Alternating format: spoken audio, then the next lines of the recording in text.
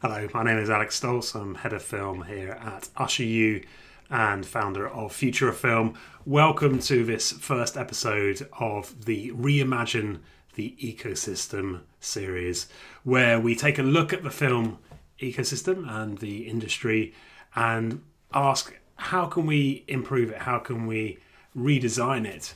And we are talking to a number of experts across the series, looking at different aspects. And today's, well, it feels like the perfect place to start. Film festivals, the place where producers, distributors, sales agents, cinemas, and audiences, as well as the filmmakers, of course, all intersect and have a vested interest in. It's a place which really feels like it's a connector for so much of the industry. Of course, like so much of the industry, it's been through a whole process of disruption with the pandemic, and now it's also been affected by the strikes and, well, so many other aspects which are flying around, like AI and the streaming wars. So a huge area for conversation. I'm delighted to welcome today to the panel Brian Newman of Subgenre and former COO of Tribeca Film Festival, Sarah Mosses, CEO and founder of Together Films, and Marcin Pienkowski, who is the director of New Horizons Film Festival in Poland. And I started the conversation by asking Marcin about the purpose and the driving force behind New Horizons. Our festival is about art house films, sometimes very radical, very brave, unconventional, experimental, but still it's kind of paradox. It's a summer festival, but it's the largest film festival in Poland. But our viewers are very young, very, very young. I mean, we saw during last few years that we have completely new wave of viewers, like from 19 to 23. And it's so different audience that we used to have, very fragile, let's say. And I think we have to reshape our thinking about organizing a festival every year. It's very dynamic. I think it's organizing film festival, it's a permanent process. So we think about our viewers when we program a festival. So it can be abstract. It can be just, collection of best films. Somehow the program should correspond with their lives, be close to them. It should be alive. And of course, every other things like communication is different now, like production stuff, creating space.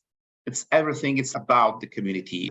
Film festivals are social events. It's social adventure. And I think that's the point. That's the clue. Of course, all other obvious stuff like promoting films, promoting filmmakers, supporting the industry in general. But I think here, this is the point, the core thing for me. You have to think local. You have to think about your local audience first before you can start thinking about wider industry goals or bigger objectives. Yeah, we know our place. New Horizons, like we have 23 years. So let's say it's not a new festival on a map, but we're young. And it's a festival for open-minded people, young people. The festival is very fresh. But of course, we show a lot of classics. So we think about tradition, about film history, showing unusual names. You won't see a retrospective for Federico Fellini at New Horizons, but maybe, like Pedro Costa or edgy names, new names, fresh names. And I think it's crucial to be close to our audience, to know their needs. Every year we have our surveys. We talk to our viewers and we analyze all the data, and it's so important. And then we correct some things. We have some problems like every festival. We can do better. And if our viewers see that we correct ourselves every year, we want to be better, and they appreciate it. So, and this gap, the space between the festival, the event, the mythical, directors of the festival, the mythical programmers and the viewers, when it's not too wide, I think it's easier to have this connection. And so we listen to them, and I think this is very important. Every year there's something new about organization of the festival. But let's say last year we had some few opinions about we should have trigger warnings in film descriptions. But last year it was like 5-10 opinions, single ones, let's say. So okay, no, we don't need that. It's a festival about edgy cinema, about brave cinema. It's obvious that you can have like violence or other stuff here in the program. But this year it's it became really serious because we had like around 80 this kind of opinions. So because this new generation of viewers, they approach cinema differently. As I mentioned, they are more fragile. It's different generation of viewers, and young people, they spent 2 years at home stuck during COVID pandemic, and now they want to be out, but they're sometimes a bit afraid. So you have to understand this new viewer. It's not like with 40 plus hardcore audience, they've seen everything, they've seen everything, all stuff on a big screen. But now it's new generation, and so we have to think about new generation also and listen to them. And so it's another thing to collect all the data and really to use it. It's very important because the worst thing is your routine. To say, okay, my festival is amazing and I don't have to do anything. But the industry, everything, the whole environment is so dynamic. So you have to improve yourself, your event all the time. Well, I definitely we'll come back to talk about data for sure. I think that's key, and younger audience as well. It's great that you're getting younger audiences in there, because I think often the perspective or the assumption is that festivals are just serving an older or an aging audience. So I think it'd be good to talk more about that too. Brian, I know you've been traveling a lot lately on the road to many festivals, and what's your, taking the pulse of festivals? I guess, you've been in Toronto, I know, and others in the States. How do you, I don't know if it's even possible to compare, to lump them all together, they're all having their own individual, moments, but is there a general sense of where you think festivals are right now? Yeah, it's a good question. I've been traveling around a lot globally to different festivals for the last few months on panels and different workshops and attending for business. And first off, I think what Marcin said is really important. Like, I think festivals still are crucial to our ecosystem and are crucial to audience building, especially new, younger audiences, and that sense of community building. They're also I've really appreciated in the last few months how crucial they are to our industry film community as well, because it's, even though not all of us can attend each and every festival, in a way over time, it's how we come together and talk about what's working and not working in the industry and where things are going. And it's really our best chance to work together towards thinking about the future, new models, the state of the industry, et cetera. I think overall, the feeling is that film festivals are doing pretty well, but I think there's also an undercurrent of some worry happening around the world. I mean, I think there are several major film festivals, the most important film festivals, quote unquote, in the world. When you look at things like Berlin and Venice and Toronto and Sundance, that are facing really big budget cuts. And the rumors are numbers that are quite substantial, like in the millions of dollars US, and that they have budget gaps and they're trying to fill. And there's, at some countries, not all, in some countries, there are new cultural ministers that are changing the guard at film festivals. And in some cases, politics are meddling into the film festival space as well. And so I think there's a little bit of a worry, and also you're hearing from people that there's a lot of sponsorship cutback as well, that major corporate sponsors are cutting back. Yet audiences are coming back in droves for the most part. I think there's a few festivals that have said they're down 10 or 15%, but a lot of them are really seeing the audience come back, and audiences really want to see these films and get back together in groups again. But they have some budget challenges and challenges in the ecosystem. And on the on the plus side of that, to me, it means that everything's up for grabs. Like essentially, what festivals, quote unquote, the most important, and what festivals are important for your festival run, all of that's up for grabs and is completely shifting. And I think that's a good thing, actually. I think it's good for us to have a little turmoil and ups and downs and opportunities for people to take advantage of new opportunities. I also see many film festivals that are starting to get really innovative in how they think about reaching their audience, which I think is a positive sign. And last, and I'll shut up and turn it over to others, going back to what Marcin says, I think the film industry, broadly speaking, is facing a crisis right now where the major streamers who have been very active in buying a lot of films have been buying less and less. And while state broadcasters around the world are picking up some of that slack, you're definitely seeing a trend where many very important, artistically important films that play festivals and do well are not getting picked up for major distribution globally. And that shows the importance of festivals. And one piece of that puzzle is that there's a lot of the major streamers, the Netflixes and Disneys and Hulus of the world, don't want to upset certain governments around the world that don't want to hear certain messages. And so there's important social issue films that might anger China or India or other governments, and the streamers are not picking those up. And it's even more important now that festivals be brave and be the ones that are showcasing the films that people need to see. And that's something that I think is happening and I think is great. Yeah, thanks, Brian. I think it's touching on there some of the big challenges in the ecosystem. It feels like this sort of moment where the streamers just started pouring money into the industry with acquisitions and, some really very notable acquisitions and spending. And now it's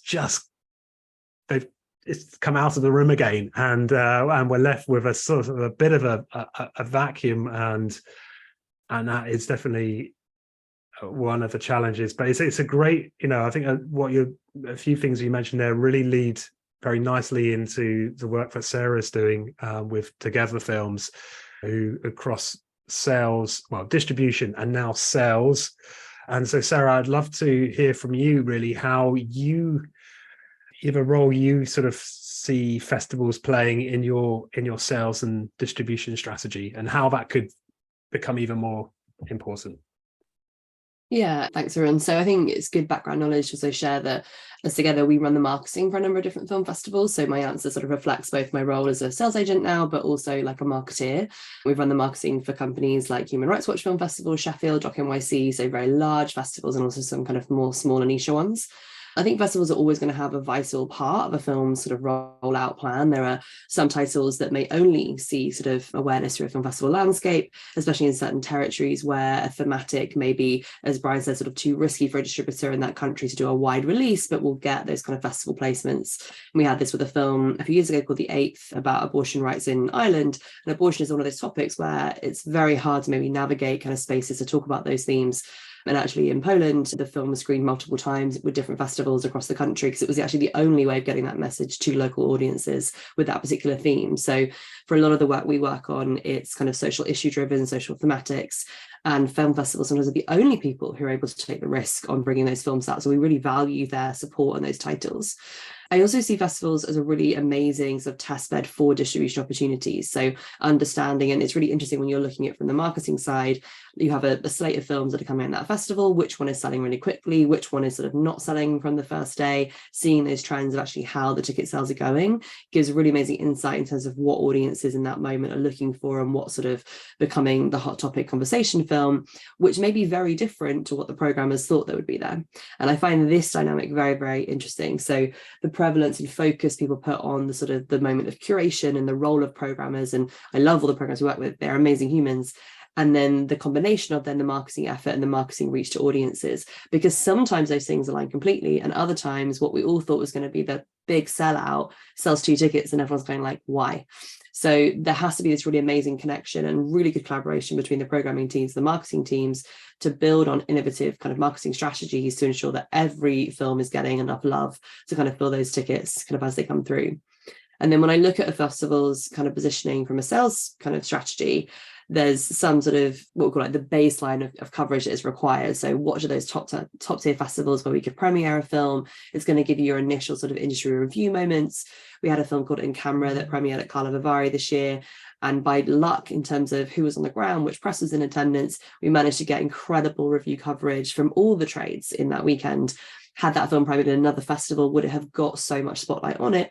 Who knows? You can never know kind of either way. But I thought there was a value of it premiering at Carlo Vivari and giving it some space around there to get that kind of industry love. So plotting out your initial sort of festival kind of launch moment is always going to be most kind of critical for a kind of sales plan.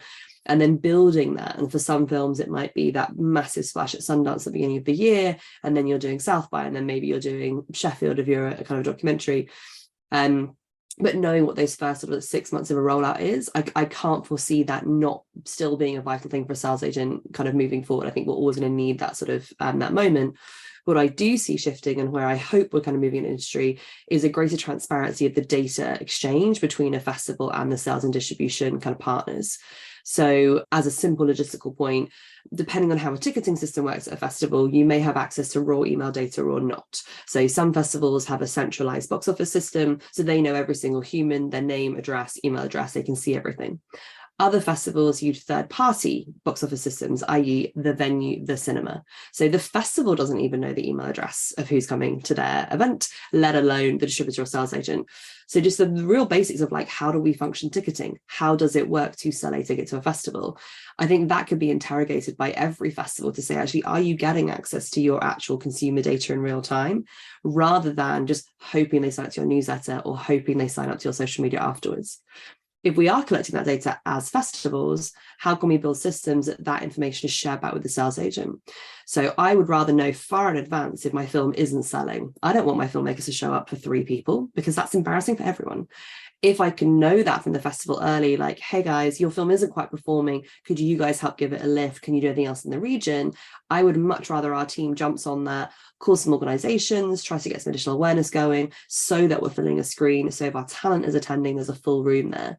And so being aware and transparent with your partners on whether something's overperforming really well, can we add another screening because we're overselling? But more importantly, if it's not selling, what can that partner kind of do with you to kind of build up that awareness? And then once that audience has been captured in that moment, that's amazing early test data. How is this doing with certain demographics? What's the demos in that room? Is it a young audience that's coming in, which is a surprise? So that particular film is an aging audience.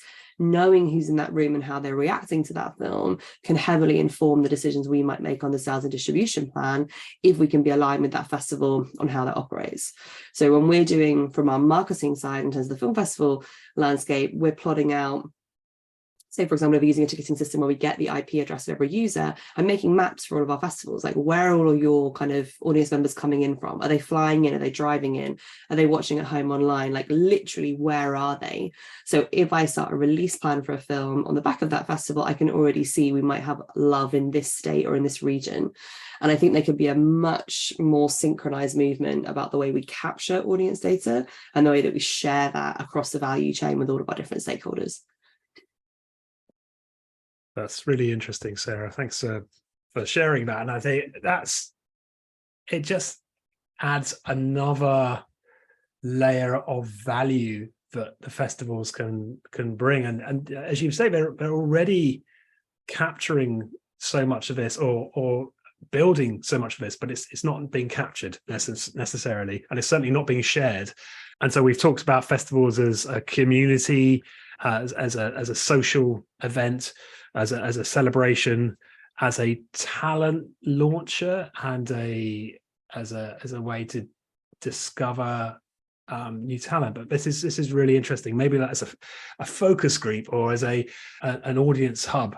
I think that's very, very interesting. What about this idea that festivals come and go, I suppose, as in it's this wonderful moment. And Marcin, I don't know how you think about this. You have this brilliant, couple of weeks this celebration, and all this audience comes and engages. How do you think about maintaining that engagement year round? Do you think there's value in the festival brand and the festival itself having more activity throughout the year, working with distributors, sales companies? I'm just It's throwing some ideas out. It's creating a brand. New Horizons is a brand in Poland, but it took a lot of work through years to achieve that. And absolutely, especially now, we live in an era of communication chaos, so you have to be in touch with your viewers whole year. It's not like, okay, we have 2 months to the festivals, okay, so we now should announcing the program. No, you have to be in permanent contact with your viewers. We had this experiment. We established 6 years ago a Facebook group, New Horizons After Hours. So it was a place, to exchange opinions, comments about films, reviews, between people. And then, but of course, like this interactive place, interactive field. Okay, we're giving you space. We moderate, but not interfere too much. And this place with good tools became a place when they, exchange tickets. It's, during the festival, it's nuts. It's crazy. It's, so many people. It's the place. It's like a virtual festival. And of course the pandemic, helped with that a bit, because we have 2020, we had our festivals only virtual edition, but it's alive. And I think now we have 8,000 people there. At 8,000, and let's say 1,000 or 1,500, they're really active. And the point is, you have to be, all year you have to moderate this group, give something.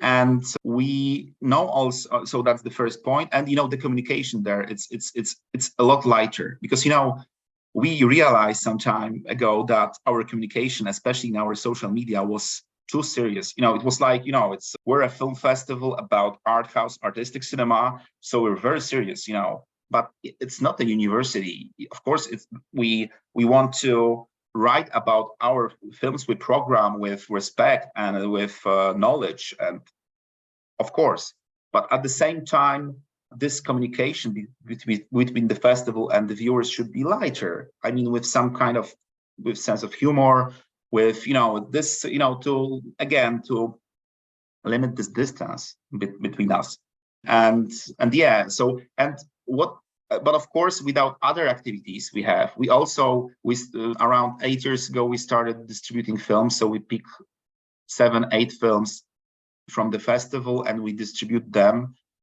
Poland's quite a big country, of course, like not comparing to the States, but in Europe it's quite a big country. So not all people they can just come to Wrocław. Festivals are for people they can afford it, and it's not for everyone. So our films, we pick 7-8 films and they just travel. We do theatrical distribution.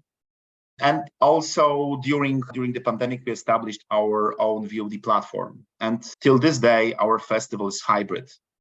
So we have, of course, now the online part is only the extension, not like the main part. It's only the extension. But this year we had 70 films, and it didn't disturb the physical edition of the festival at all. But still, we had like 15,000 views only online during summer in July. So the platform distributing films, making some special events during the year, like every July, a month before, we have a special screenings. We travel, our programmers, festival people, they travel in different cities, and we show film from the festival program. We meet our viewers, we talk about films about 2 or 3 hours. So yeah, I think it's very important to not think about the festival about this 2 weeks in the calendar, only 2 weeks in the calendar. I think you have to think about like creating a brand, but whole year. Of course, it's possible like 12 dynamic months, but at least be there for a longer period of time. It sounds like Marcin's doing it right, but unfortunately, I think a lot of film festivals are not following your lead. I think too many festivals are focused on that 1 or 2 weeks of their festival, and then the communications I get from the festivals near me in New York tend to be, donate, buy your badge early, things that are very transactional. And at the same time, I'm facing a glut of films and it's an attention economy. And I trust the curators of the film festivals near me. And also because I happen to travel to other ones, I trust ones from other festivals around the world. And I would love to hear from them on a regular basis of other movies I should be seeing, and not just, Sundance, for example, not to pick on them, but they'll always send out information about like their alumni and their labs and things like that. But I don't want to hear just that. I want to hear what their curators think of the current movies that are out, whether or not they even played Sundance, whether or not they even played the New York Film Festival or played Locarno. I trust those programmers, and I would love to hear from them year round. And I would love to be able to go to screenings hosted by them. And it sounds like Marcin is doing this, and there's definitely film fests that are doing it, but I wish more were doing that and thinking about how their role could be expanded year round, because I think we need it as a field, and we need that help of a trusted curator, and also the ongoing cultivation, especially of younger audiences, because that's what's going to keep our industry important going forward, is making sure we're engaging younger audiences year round. I think to that point as well, Brian, like Doc NYC, I think does that really well with their Weekend Watch email newsletter. Like, it's such a simple premise. It's the main documentary festival in New York. Every weekend on a Friday, it's like what's coming out this weekend in theaters, titles that have been in the festival, not been in the festival. It's just, that they are like the doc releases of that weekend, which is really useful. I think in like any other industry, I always look to like additional business language outside of our sector to kind of think about like, how would I reframe this? And I always think of like festivals being amazing affiliate marketers for film. So in the virtual theatre kind of explosion that happened, effectively it's affiliate links. So they'll put out a link, but I could put out a link. There could be a link on iTunes. Like, effectively it was kind of virtual mobilization of consumers, and you had a trusted source. I trust that festival, I'll buy it through their link. I trust that cinema, I'll buy it through their link. Everyone was just buying online links. You could have bought it from anywhere, but you went to the source of your cinema or your festival that you admire. So the role of a festival year round in being that affiliate marketer, like, we think this film is great, we're recommending it to you, you should go and buy it and buy access to it, whether it's in person or online. In any other sector, you have this amazing sort of mobilization of sort of affiliate partners around a product. So people hate it when I say a film is a product, but we're in a business, so I'm going to say it out loud. But it's like, if I trust you as my kind of curational mind of the film festival, I want to trust you all the way through the year. And it's amazing to have festivals that do that year-round engagement. You really see the benefit of that long-term audience dialogue.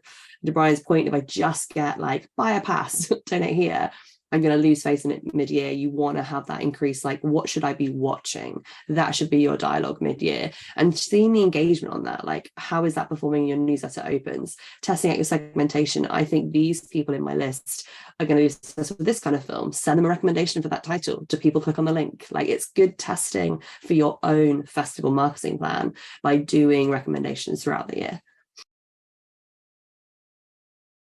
Yeah, and even just, getting notified when films that showed at the festival are now on release or available near you. I mean, there are so many things that brand and that audience connection could facilitate and push through. We talked about young audiences a few times, the mythical young audience, and so critical. It sounds, I mean, again, it sounds like Marcin. This is why we invited Marcin onto the session, because he sounds like he's doing it. I mean, I would love to hear about how you're doing that, Marcin, and Sarah and Brian, if you have any other examples or thoughts about how to bring younger audience into the ecosystem and the roles festivals can play in that, because often the perception is that festivals are for a sort of an elite older audience. So yeah, so anyone who had thoughts on that, please jump in. I think like communication and promotion, this is the key. So, 7 or 8 years ago, we realized that we're losing our average viewer is, the age of our average viewer is going really, really high. And okay, we're doing something wrong. So, traditional media partners, like daily newspapers, it's we at that time we started, our surveys, every year to know how our viewers know about the festival, get information about the festival. And it was from friends and the internet mainly. So TV, it was 1%. Newspapers at that time, it was 7%, now it's 3%. So, it's our festival needed some, new moves. So we got some new partners like internet radios or websites, or we reshaped our social media completely.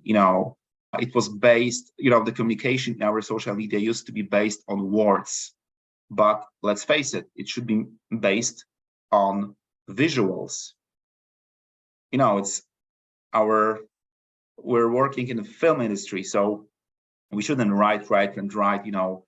We should show clips, show photos, stills, graphics. We should think visually about our viewer, about communication with our viewers, because they think visually. It's we're living an era of Instagram. I think our Instagram, it's more important tool of our communication than Facebook. We'll see what will be next. And with every part of the communication, with our posters, every year we have different poster with a connection with film program. You can easily check our ideas on our website or Google it. Sometimes it works better, sometimes it works less, but still we're having fun with that. And that's why we easier get to this younger generation, which really needs attention, and they have their phones and their noses and smartphones, and they're just looking for visuals and this feel of community. They need to feel important and visible, see their problems on a big screen. We have a lot of LGBTQ audience, young audience, and we need to prepare special selection of films just for them. So, we used to have all these masters films, okay, Ken Loach made a new film, we need new Ken Loach film at the festival. No, we don't need it. If it's not for our audience, so maybe we don't need it. Maybe let's save this place for a younger film director with vision which is closer to our viewers' world. So this is this kind of dilemmas. So it's about, I think mainly it's about communication and also programming. This program should be dynamic and we have to evaluate it every year. Picking up on Marcin said there as well, around, and it's someone in the chat, in the webinar chats, but as well around the sort of TikTok generation and this sort of video obsessive sort of youth audience we have. I think that's a really fun thing to embrace into. Many young people now, where sort of my generation, you'd be I'm going to Google that. I would head to Google, I'd search for something, I would look up what to watch there. Then it became, I'm going to YouTube that. Younger people say, I'm going to hop onto YouTube, find out what's happening. Now people go to TikTok to find out, ask a question of how do I learn how to do this, and they're using TikTok in that same search mentality. So if you don't have sort of your film clubs up there, your trailer for your festival up there, you're missing out on sort of potential audiences that kind of organically kind of searching for content to watch kind of in that way.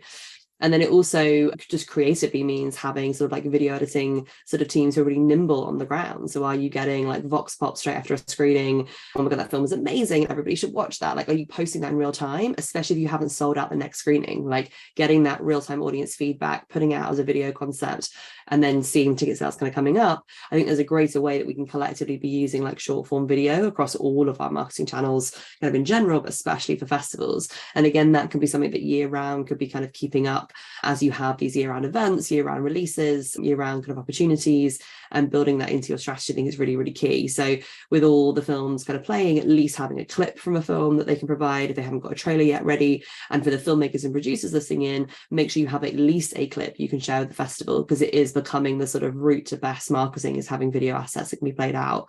It's also based on like producer access to that material too. And in the correct format for TikTok and properly formatted. Yeah. I was just at a panel at a film festival a couple weeks ago where everyone was talking about how to get the younger audience. And we quickly realized when she brought it up to us that the only person in the room under the age of 40 was the note taker, who was a volunteer for the film festival. And she very politely pointed out to us that, you know, we need to involve that generation in the actual conversation and in the programming. And that's what's missing from many festivals, not all. Some are thinking about it already. It's also true for diversity. If you look at the programming teams for majority of film festivals around the world, especially in Europe and America, they're extremely white and older for the most part. And I'll go to towns in America that are very diverse communities, but the festival itself is not. And it's got a very elitist reputation.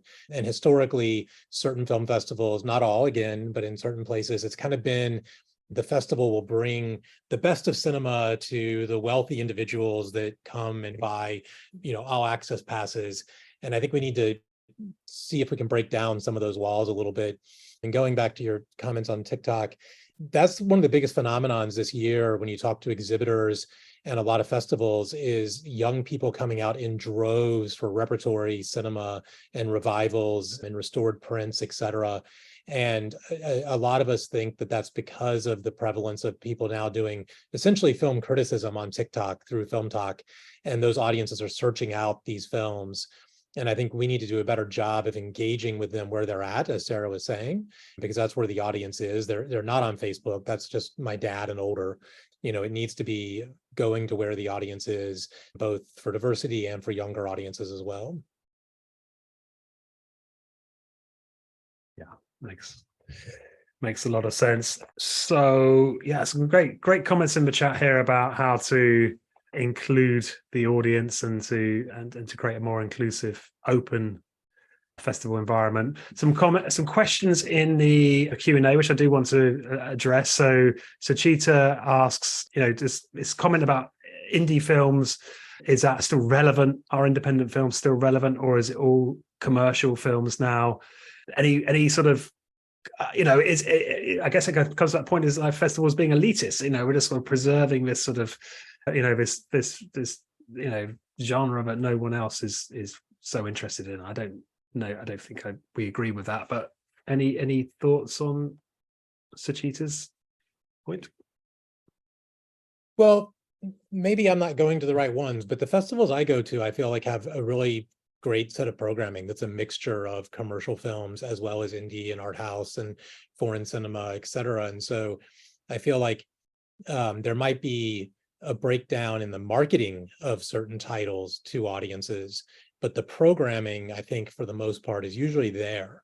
It may just be that we need to spend more special attention to push certain types of titles to audiences. I don't know, Sarah, if that's something you've noticed or not as well, but that's how I've been looking at it. Is I think a festival needs to serve multiple audiences, and it's not just about promoting independent film or just commercial film. It's about having a great festival of cinema and maybe even related things like XR and tech and VR and new things too, but definitely a broad scope. And I think a lot of them are doing that. Yeah, I think it's that element of, we'll always know when you're reviewing the program with the team, kind of like this one it's more commercially focused. Maybe it's a biopic of a famous musician or a sports personality. Like, you know that that's going to have inherent audience interest, and there should be some tickets that go out the door like immediately, because it is just more acutely a commercial title in that way. It has more hooks to it that would be more obvious to an audience. And so it's about both saying, okay, there is a space for those kind of films in these film festivals. There are also audience drivers back to the main program. So if you do have, let's say, like a sports personality film or a celeb-driven title, and that's driving click-throughs back to your website, and then when they come onto that website, it's like, hey, you may also be interested in this. They are also like driving traffic back to your wider program, which is a benefit. So I think it's about kind of from the outset knowing that those films may sort of have an uplift kind of from the first moment because of recognizable names or talent. And so focusing your marketing explicitly on those smaller titles from day one is really, really crucial. But leading your press engagement with those titles that will build brand awareness for the festival at the outset and then drive people back, I think is really crucial. And I think also there's a way of utilizing the sort of more commercial talent of bridging between sort of new titles. So let's say, for example, getting a well-known director to be the host of a Q&A with an up-and-coming debut artist. So you're actually using the more well-known director's name to bring an audience to that title. And we've seen that work very well in certain scenarios where you use the moderator host function of a Q&A to bridge a gap from a kind of a new title unknown with an existing talent. And that's been very useful in certain circumstances. And think of a Q&A we did a few years ago where we had a climate influencer who is amazing, and he hosted a Q&A, Jack.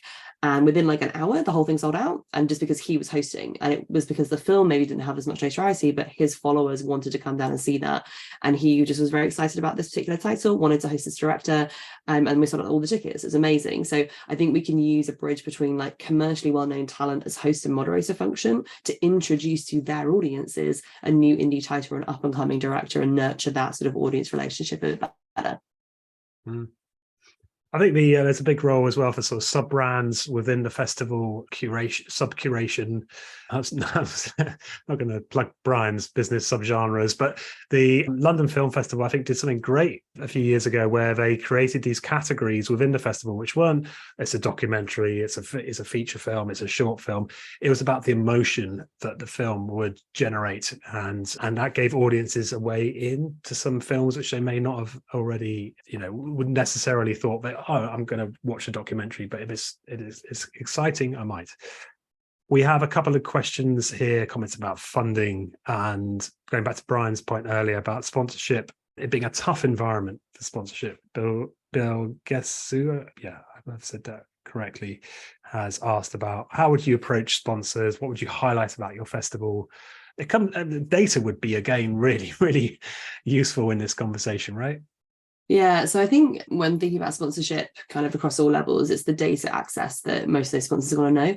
They work on the mindset of like click-through rates, conversion rates. That's how their brains and their brand departments function, is the idea of kind of data transparency, because they're used to buying advertising. That's a motion that they are accustomed to. So when you're going in on the sponsorship angle and you lead on the creativity and artistic presence, that's fantastic. But anybody could tell them that their work is great and purposeful and means a lot. What they're going to want to know is, what are your audience demographics? Who are the exact humans who are going to be in the room?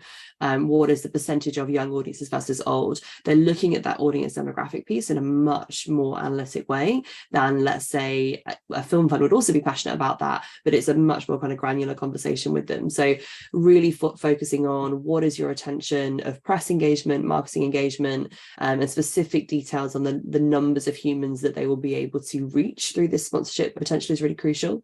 And then really looking at a variety of different avenues for sponsors. So some people really focus on sort of what I would call like the obvious target of camera equipment providers, like film industry style kind of aspects. And then others may look at sort of the food and beverage style sponsors, which are very common. But there are a number of different brands, and Brian is also sort of very much in this world, who are excited about getting into film and want to be in film. And both Brian and I have worked with Patagonia as one of our clients. And you wouldn't have said 20 years ago, Patagonia would be an obvious film brand that would want to get involved with film, but they are extremely passionate in that space and have funded many environmental documentaries and done a lot of stuff in that space. So I think also broadening out maybe what your definition of the right kind of sponsor might be for your festival is really important. And especially if you have what I would call issue thematic programming, you're looking at women's rights, environmental issues, human rights. There may be brands that are very passionate and outspoken about those areas, and that might be a way of getting them in to be involved with your festival. but they'll all want to see what is the sort of data or conversion or reach that their name and brand would have kind of around a festival kind of asset in their minds. Yeah, I think the reality is it's a tough environment for sponsorship across the board right now. While we seem to be avoiding a recession globally, most brands think we might still be facing one, so they're all cutting budgets like crazy. But also, I work on the brand side with dozens of corporations at any given moment, and we're mainly funding making movies, not events, but we get pitched to sponsor festivals left and right. And not all, but the majority of the decks that we get sent over, they're interchangeable. Like, it's just slap your logo on the festival. We get this many people. There's not a lot of other data that shows you like, these are our demographics, and these are the types of people you'll engage in. Maybe it's not millions of people. We're not as big as Toronto or Cannes or something, but our audience is what makes them important, influential consumers in your area.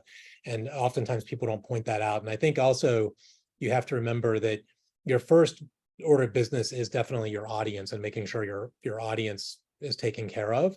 But you also have to make sure that you're figuring out how the brands can show up and feel special at the festival, and what they call activate at the festival, like how they show up. And it's not just slapping a logo on the poster, but where they can engage with people in an interesting, fun way. That's what they're looking for. And I think too many festivals and events forget about that aspect of it. It's also really hard. I mean, just be honest, with a festival, you've got a lot to do. Everyone's facing budget cuts. So I'm not saying, everyone's gonna be able to jump into this overnight, but I do think that Sarah's point about the data is really crucial. I mean, we distributed a brand funded film to about 100 film festivals this year, and we asked every single one of them for data from the screenings, and we only got attendance numbers from maybe 10 of the festivals, much less any more in-depth analytics. And if we were able to get more, that's a festival that we would want to engage with even further in the future. So I think that's a crucial piece of the puzzle too. I think that element of kind of post-reporting, like, I don't know whether, and the different festivals I work with over time would have different opinions on this. So this is not on behalf of any of our clients, but I think some of them may be really fearful of sharing that information. I'm always quite confused as to where the fear comes from. It's like, if I'm in a screening room and we all know a certain screening room has 250 seats, then the top number is 250. It's like, it's not like you have to tell me, oh, 4,000 people came to that screening. It's like, well, we all know it was quite obvious in the room how many seats there were. So being able to share, like, you got 250 out of 250, or I'm really sorry, you only got 20 out of 250. And for whatever reason, we all tried our best, but we only sold 10% of those tickets, and we all collaboratively tried to get more. I think sometimes there's a hesitancy of maybe kind of, it's embarrassing, or we failed if we haven't sold out your entire screen, but it's going to be really obvious when you walk in that it's not full. So it's like the data in a way is visually there, but we're not maybe also sharing it as a community, just the raw numbers. But it's so helpful to be able to say, this is how many people showed up. And then that's just the basics of just how many people went to that screening, especially if it was in a place where you weren't able to be there in person. But then additional to that, just from a glance at the room, and the majority, it appeared to be young people. Even if you haven't got that firm survey, at least just give a sort of visual representation back to the producer or the sales agent. It's so useful to know, like, how many people came there. And especially if you're trying to get a deal in that country, and you could say, hey, 3 screenings sold out within an hour, and we moved 1,000 tickets within an hour. Imagine if you pick this up for distribution, what we might be able to do. There's a real benefit of knowing, like, the velocity of how quickly those tickets were selling to, or was it like a really hard slog getting anyone to buy a seat for that particular event? This is great. I feel like we're just warming up, but we're running low on time. A question from Suzanne about green policies, sustainability. Can anyone address that in a pithy way? Any thoughts on that, panel? Well, I think it's also an opportunity for sponsorship as well. Yes. So, at Locarno, they now have the Green Pardo as one of their awards, and they've made a very concerted effort to highlight their sustainability efforts. And multiple festivals are doing this. I'm just pointing them out because I attended there recently. But I think that's also an area where many corporations are trying to show what they're doing in that space. And so it's a ripe opportunity for getting sponsors involved. And I think that, all of us need to be thinking about this. The big problem is our carbon footprint when we're flying people in from around the world, and I don't know how to solve that piece of the puzzle, because that's part of the joy, is having the filmmakers in person. But I think everyone needs to be paying much more attention to it, because their audiences want them to, and the corporate sponsors want people to be doing that as well. Yeah. So I think in terms of, we did start this conversation a little bit with saying, well, we haven't necessarily articulated the value of festivals or put it, coherently, cohesively down. But here we've got some great value points. It's a community, it's a talent launcher, a focus group, data hub, a brand, an audience builder. There's so many important things that the festival can do and bring value to the wider ecosystem. And I think if we can articulate that better as an industry, that may just help support the sector even further and help it support in turn the wider sector. I'd like to end this session just by asking each of the panelists briefly if they could wave their magic festival wand to make one change or one wish for the film festival sector. Would that be any wishes or pleas or hopes, everyone? I think my wish, of course, more money for film festivals. But besides that, I think I would wish that we shouldn't forget that, especially now in era of artificial intelligence and all that stuff, that curation, being curators, it's like having a superpower. I think this is very important, and we shouldn't forget about it, that we have this superpower, our taste, our knowledge, curation skills. This is superpower, and even the best artificial intelligence won't replace us. So this short wish. And of course, more money. Always. Brian and Sarah, any thoughts? I think my point just always comes back to this sort of transparency angle, greater transparency between all stakeholders in the film industry, but especially this dialogue between film festivals and sales distribution / producers, depending on where you are in your kind of journey. I think that the more data exchange we can have between those two parties, we're learning from each other. We're learning as each festival rolls out. We're learning each market, sort of what a film is going to do in that market or perform in that market by these early indications. And maybe the only indication we have to sort of encourage people towards greater viewership in that territory. So increased transparency in many different levels between both sides, which will take potentially additional administration, kind of additional dialogue. But I think there is a way that we can get to a more transparent process between everybody. Yeah, mine's just an echo of what Sarah said, which is I think more transparency across the board, especially with filmmakers and their representatives, whether it's a distributor or a sales agent, and having a lot more transparency from the submission process, as John Fitzgerald was asking a question in the Q&A, all the way through to how many people attended. I think there needs to be a lot more transparency in the industry, and it's something we can all work towards. It's not something that'll happen overnight, but needs to happen over time. Yeah, well, that's a great teaser to our next Reimagine session, which is going to be Reimagine the Green Light, and transparency would definitely be a big talking point in that session. Thank you so much, Marcin, Brian, Sarah. Thank you for everyone joining today, for all of your comments and engagement in this. It's been a great discussion. We will be sharing the recording to everyone who was here and who wasn't able to make it. And yeah, do check out Screenovators. It's screenovators.com. That's like Screenovators, like innovators, but you get it, screenovators.com, and join the community, sign up for more of these kind of discussions. And let's collaborate, and let's support each other and support the ecosystem. So thanks again for joining, and see you guys soon.